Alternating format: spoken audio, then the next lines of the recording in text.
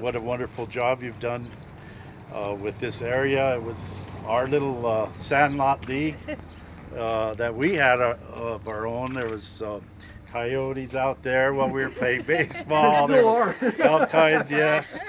And we used to give some of the little kids last strikes, and we used to use the bat to see who goes first, and scissors and the whole topsies and everything.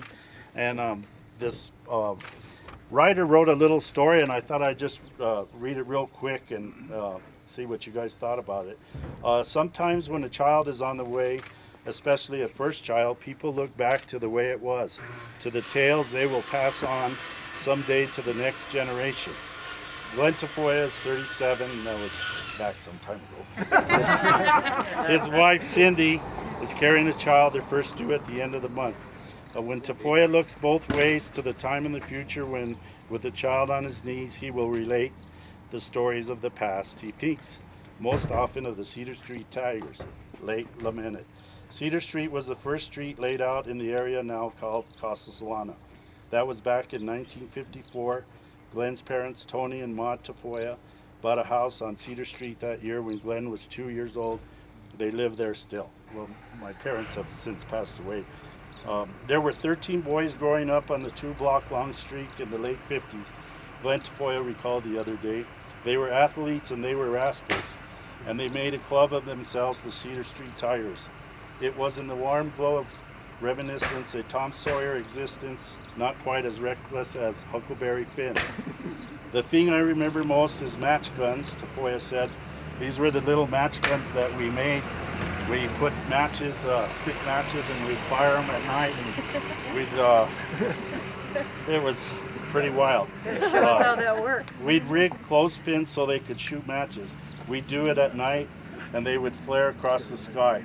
We didn't have to wait till the 4th of July. Any night we wanted could be the 4th of July. BB guns were just coming in then too. We used to have contests shooting at TV antennas. We kept hearing these pinging sounds. We'd shoot at this neighbor's house and we go, I wonder what that noise was. We were shooting birds. Then all of a sudden the cops came and they showed us these windows that had a bunch of BB guns, and we go, oh gosh, that was us. Then we had shattered every window in the house across the street. Other times they climb adobe or cinder block walls to steal apples from neighbors' trees. Tafoya and his gang went to Gonzales Elementary School. To get it to, they crossed the wilderness and later became their baseball practice field. Still later it became Solana Center. They hung out at the boys club on West Alameda and then often got jumped by boys from other gangs while walking home. But we were good athletes, Tafoya said. After a few fights, they learned the Cedar Street Tigers could hold their own. Later, it was on to St. Mike's, and it was all boys there, and the brothers were tough. One time, you know how the brothers in the old St. Mike's, they used to get the guy upstairs and throw him out the window and say, you want some more? And say, I'm sorry, brother, I'm sorry.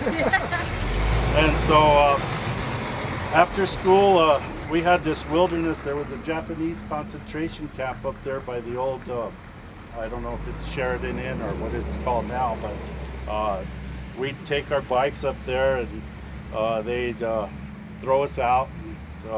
We'd go back and they'd say, get out of here. So the Rascals had a serious side too. We were Boy Scouts. We camped in the Pecos Wilderness. We earned money by doing odd jobs at the Boys Club. The responsibility helped prepare Tafoya for the job he held.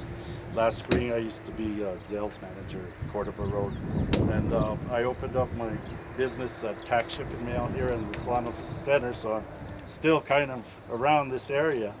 And we used to it asked if the days the Cedar Street Tigers ever imagined he'd someday make his living packing and shipping even wooden coyotes.